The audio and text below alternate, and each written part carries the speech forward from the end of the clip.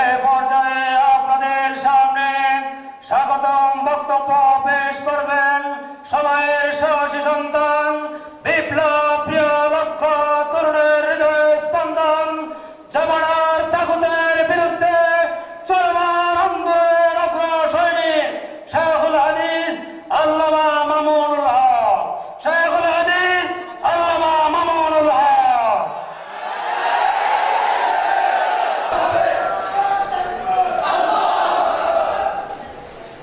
আসসালামু আলাইকুম ওয়া রাহমাতুল্লাহি ওয়া বারাকাতুহু।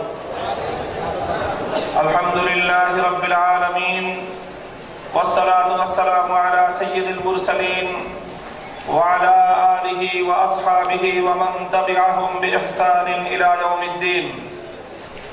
আম্মা বা'দ, আউযু বিল্লাহি মিনাশ শাইতানির রাজীম। বিসমিল্লাহির রাহমানির রাহিম। وعد الله الذين آمنوا منكم وعملوا الصالحات ليستخلفنهم في الأرض كما استخلف الذين من قبلهم وليمكنن لهم دينهم الذي ارتضى لهم وليبدلنهم من بعد خوفهم أمنا صدق الله العظيم। বাংলাদেশ খেলাফত যুব মজলিসের চতুর্থ কেন্দ্রীয় সম্মেলন আজ বাংলাদেশের রাজধানী ঢাকার প্রাণকেন্দ্র গুলিস্তান কাজী বশির মিলনায়তনে অনুষ্ঠিত হচ্ছে। 2016 সালের 18 মার্চ পবিত্র জুমার দিনে আজকের অনুষ্ঠিত সম্মেলনে ইতিমধ্যে আমাদের মাঝে মঞ্চে উপস্থিত হয়েছেন আজকের এই সম্মেলনের সম্মানিত প্রধান অতিথি, বাংলাদেশের আলেমকুল শিরোমণি, বাংলাদেশ খেলাফত মজলিসের অভিভাবক পরিষদের সংগ্রামী চেয়ারম্যান শাইখুল হাদিস আল্লামা আশরাফ আলী দামাত বারাকাতুহুমুল আলিয়া। উপস্থিত রয়েছেন বাংলাদেশ খেলাফত মজলিস ও বাংলাদেশ খেলাফত যুব মজলিসের কেন্দ্রীয় নেতৃবৃন্দ, জেলা পর্যায়ের দায়িত্বশীল সর্বস্তরের আমার নেতা কর্মী ভাইয়েরা, সাংবাদিক বন্ধুগণ, আইন শৃঙ্খলা রক্ষাকারী বাহিনীর কর্মকর্তা ও সৈনিক বৃন্দ, আমার দেশবাসী এবং সাধারণ জনগণ, আজ বাংলাদেশ খেলাফত যুব মজলিসের চতুর্থ কেন্দ্রীয় সম্মেলন অনুষ্ঠিত হচ্ছে। এটি বাংলাদেশ খেলাফত যুব মজলিসের দায়িত্বশীল এবং কর্মীবৃন্দদের জন্য অত্যন্ত গুরুত্বপূর্ণ এবং তাৎপর্যময় একটি ঘটনা।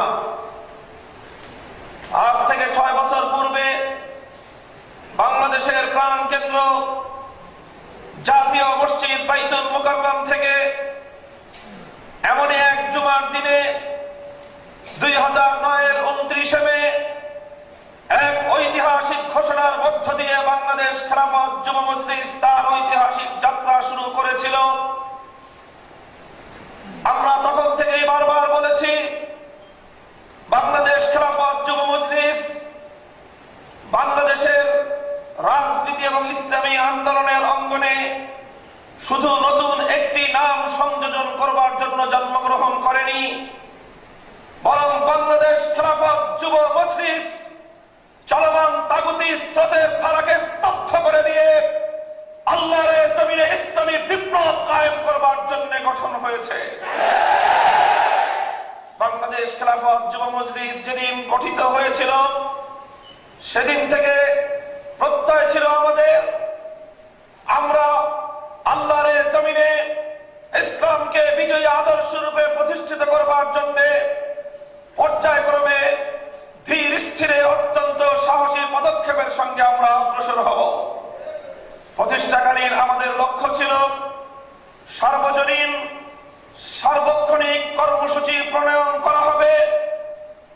শুধু ইস্যু ভিত্তিক আর কিছু মৌসুমী কিছু কর্মসূচির মাধ্যমে পরিচালিত চলমান ইসলামী আন্দোলন খেলাফত যুব মজলিস করবে না, বরং সার্বজনীন এবং সার্বক্ষণিক কর্মসূচি প্রণয়ন করবে। আদর্শ নেতৃত্বহীন মাঠ পর্যায়ের আবেগী তরুণদের উপর নির্ভর করবে না, বরং আবেগী তরুণদেরকে রাজপথে আহ্বান করে রাজপথে তাদেরকে নামিয়ে আনবার পূর্বে চিন্তাশীল নেতৃত্বের প্ল্যাটফর্ম তৈরি করবে ইনশাআল্লাহ। বাংলাদেশ খেলাফত যুব মজলিসের প্রত্যয় ছিল আরো এদেশের ছাত্র যুব সমাজকে নেতৃত্বের উপযোগী করে গড়ে তোলবার জন্য শক্তিশালী শিক্ষা এবং প্রশিক্ষণের একটি কর্মসূচি তারা প্রণয়ন করবে, পরিকল্পনা গ্রহণ করবে। সর্বোপরি হতাশাগ্রস্ত যুব ছাত্র সমাজের মাঝে নতুন করে আশার আলো জ্বালবে। বাংলার টেকনাফ থেকে তেতুলিয়া পর্যন্ত হতাশাগ্রস্ত এই যুব সমাজকে নতুন পথের দিশা দিবে, তাদেরকে আবার নতুন ভাবে চেতনায় জাগ্রত করবে, সকল তাগুত এবং বাতিলের ভিত সহ কাঁপিয়ে তুলবার মতো তাদের মধ্যে প্রাণ শক্তির সঞ্চার করবে। সংগ্রামী উপস্থিতি, বাংলাদেশ খেলাফত যুব মজলিস তার এ সকল প্রতিষ্ঠাকারী লক্ষ্য এবং উদ্দেশ্যকে সামনে রেখে আজ থেকে 6 বছর পূর্বে তার অভিষ্ট লক্ষ্যমানে যাত্রা শুরু করেছিল। হাঁটি হাঁটি পা পা করে দেখতে দেখতে 6টি বসন্ত অতিক্রান্ত হয়েছে। 2009 থেকে 2016 সাল বাংলাদেশ এবং বিশ্ব পরিস্থিতির পদ্মা মেঘনার পানি অনেক দূর পর্যন্ত গড়িয়েছে, বিশ্ব প্রেক্ষাপটের অনেক পরিবর্তন এসেছে। এই পর্যায়ে আজ বাংলাদেশ খেলাফত যুব মজলিস রাজধানী ঢাকার প্রাণ কেন্দ্রের এই মিলনায়তনে সারা দেশে তার জনশক্তিকে তালিকাভুক্ত করে সম্মিলিত এবং তাদেরকে সমন্বিত করে আগামী দিনের ঐতিহাসিক কর্মসূচি এবং তাদের সম্মুখে তাদের জীবন এবং ইসলামী বিপ্লবের রোড ম্যাপ প্রণয়ন করতে চায়। কাজে আজ আমাদের একটি ঐতিহাসিক দিবস। শুধু আবেগ প্রবণ হয়ে একটি দিনের জন্য সমবেত হয়ে ঘরে ফিরে চুপ করে বসে থাকলে চলবে না।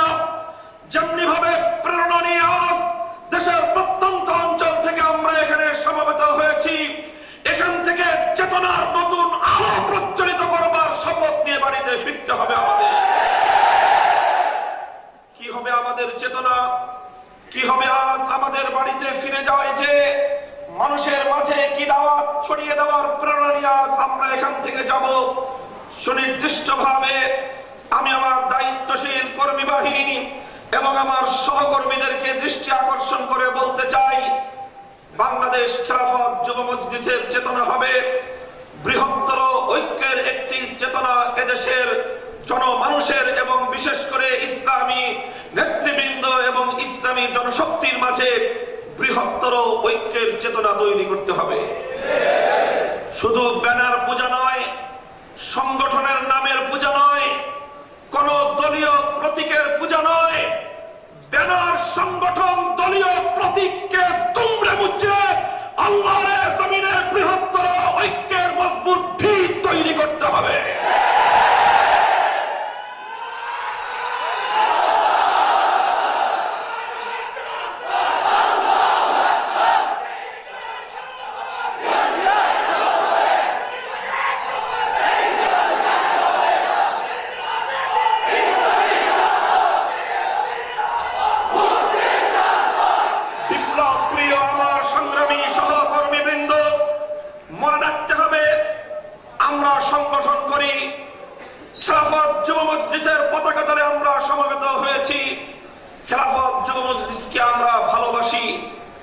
কিন্তু সংগঠন আমাদের কোনো লক্ষ্য নয়।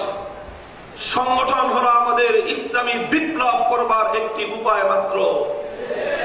কাজে আমরা সেই সংগঠন করতে চাই না যে সংগঠন ইসলামী বিপ্লবের পথে অন্তরায় তৈরি হয়, বরং আমরা সেই শপথে বলিয়ান হতে চাই আল্লাহর দ্বীনকে বিজয়ী করবার লক্ষ্যে, তাগুত এবং বাতিলের ভিত ধসিয়ে দেওয়ার লক্ষ্যে, বৃহত্তর ইসলামী আন্দোলনের লক্ষ্যে প্রয়োজনে সংগঠনকে কোরবানি করবার মানসিকতা প্রস্তুত করতে হবে।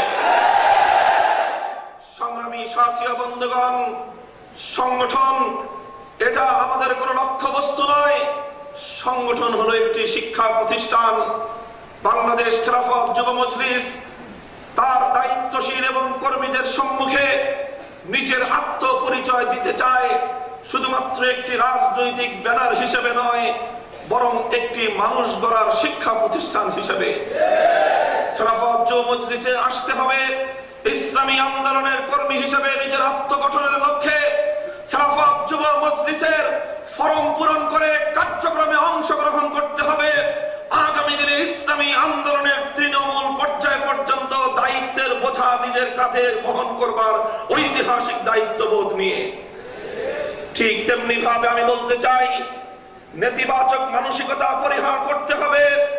চলমান ইসলামী আন্দোলন এবং ইসলামী তৎপরতার প্রত্যেকটি সেক্টরে যারা কর্মরত আছে তাদের কাউকে প্রতিপক্ষ জ্ঞান করা যাবে না, তাদের কাউকে বিরোধী মনে করা যাবে না, তাদের সকলকে সহযোগী সম্পূরক শক্তি মনে করে কাঁধে কাঁধ মিলিয়ে সমাজের বিভিন্ন ইসলামী কর্মতৎপরতায় অংশগ্রহণ করতে হবে। দল কানা কোন গোষ্ঠী খেলাফত যুব মজলিসের কোন পর্যায়ে যেন তৈরি না হয়। জেলা পর্যায়ে, তৃণমূল পর্যায়ে, বৃহত্তর ওলামায়ে কেরামের ঐক্যবদ্ধ যে কোনো প্ল্যাটফর্মের মধ্যে খেলাফত যুব মজলিসের জনশক্তি সর্বাগ্রে অংশগ্রহণ করবে। দায়িত্বের জন্য নয়, নেতৃত্বের চেয়ার দখল করবার জন্য নয়, বরং আন্দোলন সংগ্রাম তৎপরতার মধ্যে ত্যাগ এবং কোরবানির পরাকাষ্ঠা প্রদর্শন করবার জন্য। মুহতারাম হাজিরিন, আমি আমার আন্দোলনের সহকর্মী ভাইদেরকে আরো বলতে চাই, আজ বাংলাদেশের রাজনৈতিক সংস্কার একটি ঐতিহাসিক দায়িত্ব হয়ে পড়েছে। আমাদের পূর্বপুরুষ বাংলাদেশে ইসলামী আন্দোলনের পুরোধা হাফিজ হুজুর রহমতুল্লাহ আলাইহি যেভাবে তাওবার রাজনীতির ডাক দিয়েছিলেন, আজ নতুন করে আবার রাজনীতিতে সেই তওবার আহ্বান করবার পরিবেশ তৈরি হয়েছে। বাংলাদেশের রাজনীতি আজ কলুষিত হয়ে গেছে। বাংলাদেশের রাজনীতি আজকে একটি স্বার্থান্বেষী মহলের স্বার্থ উদ্ধারের হাতিয়ারে রূপান্তরিত হয়েছে। বাংলাদেশের ক্ষমতার চর্চা যে সকল সংগঠনগুলো করে থাকে তারা রাজনীতিকে আজকে বাংলাদেশের সবচেয়ে অতি দুর্গন্ধময় একটি সেক্টরে রূপান্তরিত করেছে। এদেশের মানুষ এখন রাজনীতিকে ঘৃণা করে। এদেশের জনগণ রাজনীতিবিদদেরকে সম্মান এবং শ্রদ্ধার চোখে দেখে না। এদেশের মানুষ একজন ডাকাত এবং সন্ত্রাসীর চেয়ে একজন রাজনৈতিক নেতাকে আরো বেশি ভীত সন্ত্রস্ত হয়ে ভয় পায়। এর চেয়ে বড় দুঃখ এবং হতাশার বিষয় হলো এই চলমান ক্ষমতার রাজনীতির চর্চাকারীদের এই রাজনীতির কলুষতা আমাদের পবিত্র ইসলামী রাজনীতির অঙ্গনকেও আজ গ্রাস করতে বসেছে। বাংলাদেশ খেলাফত যুব মজলিসের কর্মীদেরকে শপথ গ্রহণ করতে হবে, সর্বপ্রথম ইসলামী রাজনীতির ময়দানকে চলমান অইসলামিক রাজনীতির কুসংস্কার থেকে মুক্ত করতে হবে, মুক্ত করতে হবে, মুক্ত করতে হবে।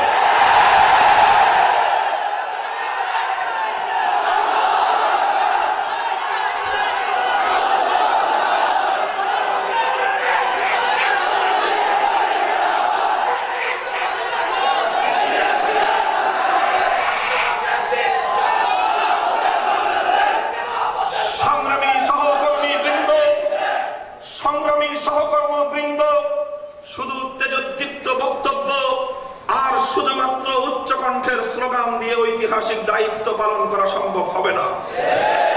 আমাদেরকে সর্বপ্রথম নিজেদেরকে পরিবর্তন করার সূচনা হিসেবে নিজেদেরকে গ্রহণ করতে হবে। নিজেদের ভিতর থেকে বিপ্লবের সূচনা করতে হবে। সমাজের এই পরিবেশকে পরিবর্তন করতে হবে। ইসলামী আন্দোলনের এই পবিত্র ময়দানকে চলমান অনিসলামিক কুসংস্কারাচ্ছন্ন রাজনীতির কলুষতা থেকে মুক্ত করতে হলে আমাদেরকে উদারতার সবক নিয়ে ময়দানে অগ্রসর হতে হবে। সকলের সঙ্গে ভ্রাতৃত্ব বন্ধনে আবদ্ধ হতে হবে। ভ্রাতৃপ্রতিম প্রতিটি ইসলামী সংগঠনের সঙ্গে তৃণমূল পর্যায় পর্যন্ত ভাবের এবং মতের বিনিময় করতে হবে এবং সকলের মধ্যে ইতিবাচক চিন্তা ভাবনা ছড়িয়ে দেওয়ার জন্য আমাদের সকলকে অগ্রণী ভূমিকা পালন করতে হবে। বাংলাদেশ খেলাফত যুব মজলিসের প্রাণপ্রিয় আমার রাজপথের লড়াকু সৈনিক সহকর্মী বৃন্দ, আর এজন্য সর্বপ্রথম আত্মগঠনের প্রয়োজন। বাংলাদেশ খেলাফত যুব মজলিস সার্বক্ষণিক যে সকল কর্মসূচি প্রণয়ন করেছে, ব্যক্তি গঠনের লক্ষ্যে নিজামুল আমাল যেভাবে প্রণীত হয়েছে তা অক্ষরে অক্ষরে সকলকে বাস্তবায়ন করতে হবে। নিজামুল আমাল বাস্তবায়ন না করে নিজের আত্মগঠনের দিকে মনোযোগী না হয়ে শুধুমাত্র রাজনৈতিক নেতৃত্বের চর্চা করবার জন্য যারা সংগঠন করতে চান তাদের প্রতি বিনয়ের সাথে আবেদন করতে চাই, বাংলাদেশ খেলাফত মজলিস আপনার ভুল ঠিকানা। বাংলাদেশ খেলাফত মজলিসকে আপনি সঠিকভাবে বিবেচনা করতে ব্যর্থ হয়েছেন। বাংলাদেশ খেলাফত যুব মজলিস রাজনীতির হালুয়া রুটি ভাগাভাগি করবার জন্য কোন মঞ্চ কায়েম করেনি। বাংলাদেশ খেলাফত যুব মজলিস একটি ঐতিহাসিক ইসলামী বিপ্লবের লক্ষ্যে প্ল্যাটফর্ম এবং তার কর্মসূচি প্রণয়ন করে দীর্ঘমেয়াদী পরিকল্পনা নিয়ে আল্লাহর জমিনের ময়দানে এক দীর্ঘমেয়াদী জিহাদে অবতীর্ণ হয়েছে। যদি আপনার মধ্যে চিন্তার সততা থাকে, যদি আমাদের মধ্যে বলিষ্ঠতা থাকে, আমাদের মধ্যে যদি আন্তরিকতা এবং ইখলাস থাকে, আমরা যদি লিল্লাহিয়াতের সঙ্গে একমাত্র আল্লাহ এবং আল্লাহর রাসূলকে রাজি আর খুশি করবার জন্য নিজের চিরন্তন শাশ্বত সফলতা এবং কামিয়াবি হাসিল করবার জন্য যদি আমরা আল্লাহর জমিনে আল্লাহর দ্বীন কায়েমের দৃপ্ত কদমের সেই প্রত্যয়ী কাফেলায় শরীক হতে চাই, যদি আমরা শাহাদাতকে নিজেদের মঞ্জিল হিসেবে নির্বাচন করতে পারি, বাংলাদেশ খেলাফত যুব মজলিস আপনাকে আহ্বান জানাচ্ছে। সংগ্রামী সাথী ও বন্ধুগণ, জাহেরি এবং বাতিনি আধ্যাত্মিকতার উন্নতির পাশাপাশি নিজেদেরকে আজকের এই একবিংশ শতাব্দীর জাহেরি সমাজের প্রত্যেকটি সেক্টরকে চ্যালেঞ্জ ঘোষণা করবার মতো দক্ষ এবং যোগ্য জনশক্তি হিসেবে গঠন করতে হবে। শুধুমাত্র মুখের কথা দিয়ে, আবেগী স্লোগান দিয়ে সমাজ পরিবর্তন হয় না। সমাজ পরিবর্তন করতে হলে সমাজের সবচেয়ে ক্ষুদ্র ইউনিট, সমাজের ব্যক্তির মন মানসিকতা, চিন্তা চেতনার সংস্কার করতে হয়। নিজেদেরকে সেভাবে করতে হবে, নিজেদের আত্মাকে পরিশুদ্ধ করতে হবে। লোক দেখানো, মানুষের মধ্যে প্রসিদ্ধি অর্জন, আত্মপরিচিতির এই ধরনের নাপাক অন্তরের মানসিকতা থেকে নিজেদেরকে মুক্ত করবার জন্য সর্বোচ্চ চেষ্টা পরিচালনা করতে হবে। রাতের অন্ধকারে তাহাজ্জুদের জায়নামাজে দাঁড়িয়ে চোখের পানির নজরান আল্লাহর দরবারে পেশ করে নিজের আত্মাকে কলুষতা মুক্ত করতে হবে। আল্লাহর জমিনে ইসলামী বিপ্লবের সফলতার জন্য খোদার দরবারে ফরিয়াদ করতে হবে।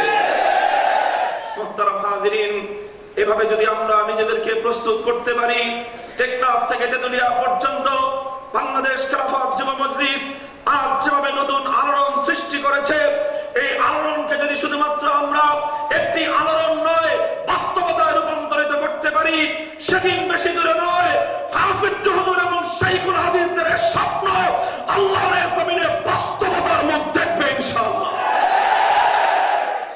সংগ্রামী সাথী ও বন্ধুগণ, সর্বশেষ আমাদের বক্তব্য হলো আজ আমাদের এই পবিত্র বাংলাদেশ, যে দেশের জন্য 1753 সাল থেকে 1971 সাল পর্যন্ত 219 বছর অনেক রক্ত দিতে হয়েছে, রক্তের সাগর পাড়ি দিতে হয়েছে, ইঞ্চি ইঞ্চি মাটি বুকের তাজা খুন দিয়ে কিনতে হয়েছে। যে জমিনের মাটি, যে জমিনকে মুক্ত স্বাধীন করা হয়েছিল, ইসলামের বিরুদ্ধে কোনো পদক্ষেপ গ্রহণ করা হবে না এমন প্রতিশ্রুতির ভিত্তিতে যে দেশের আকাশে মুক্তির লাল সূর্যটা উদিত হয়েছিল, আজ সেই পবিত্র বাংলার মাটিতে আমরা অত্যন্ত উৎকণ্ঠিত অবস্থায় অপেক্ষমান আছি আগামী 27শে মার্চের। আগামী 27শে মার্চ বাংলাদেশের ইতিহাসের একটি তাৎপর্যময় এবং ঐতিহাসিক দিবস হিসেবে এখন এদেশের মানুষ চিন্তা করছে। এদেশ আগামী দিনে কোন পথে পরিচালিত হবে তার ভাগ্য নির্ধারিত হবে আগামী 27শে মার্চ। আল্লাহর জমিনে 90% মুসলমানদের কলিজার খুন দিয়ে কেন, মাথার ঘাম পায়ে ফেলানো, রক্ত এবং অস্ত্রের বিনিময়ে গড়া আমাদের এই পবিত্র স্বাধীন বাংলাদেশকে এবং ধর্মভীরু ধর্মপ্রাণ মুসলমানদের আত্মার কেন্দ্রভূমি বাংলাদেশ থেকে রাষ্ট্র ধর্ম ইসলামকে বাতিল করবার এক গভীর ষড়যন্ত্র শুরু হয়েছে। শাইখুল হাদিস আল্লামা আজিজুল হক রাহমাতুল্লাহি আলাইহি বারবার বলতেন, বাংলাদেশে এই অবস্থাতেও এদেশের আমাদের ইঞ্চি ইঞ্চি মাটি জায়নামাজের মতো পবিত্র। জায়নামাজকে আমরা যেভাবে ভালোবাসি, জায়নামাজের পবিত্রতা রক্ষা করবার জন্য যেভাবে আমরা শপথে বলিয়ান হই, এদেশের মাটি এবং মানুষকে মুক্ত এবং স্বাধীন রাখবার জন্য আমরা সেই দৃঢ় প্রত্যয় ব্যক্ত করছি। তার সেই রুহানি আত্মাকে আমরা এই বাংলাদেশের প্রাণ কেন্দ্র কাজীবাসীর মিলনায়তন থেকে, খেলাফত যুব মজলিসের মঞ্চ থেকে তাকে আমরা আশ্বস্ত করতে চাই, যদি বাংলাদেশের রাষ্ট্র ধর্ম ইসলামের উপর কোন ধরনের আঘাত হানবার চেষ্টা করা হয়, টেকনাফ থেকে তেঁতুলিয়ায় গোটা বাংলাদেশে নতুন বালাকোট তৈরি হবে।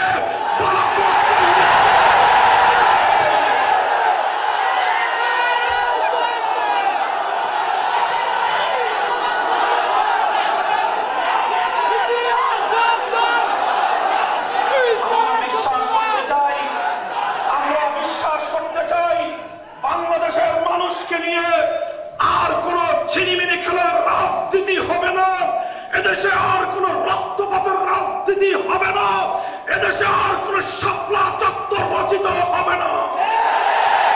যদি আমাদেরকে বাধ্য করা হয়, ইসলাম ধর্মের উপর যদি কোন ধরনের কটাক্ষ করা হয়, আর যদি ইসলাম রাষ্ট্র ধর্মকে বাতিল করবার ষড়যন্ত্র হয়, খোদার কসম খেয়ে বলি, মায়ের কাছ থেকে বিদায় নিয়ে কাফনের কাপড় মাথায় করে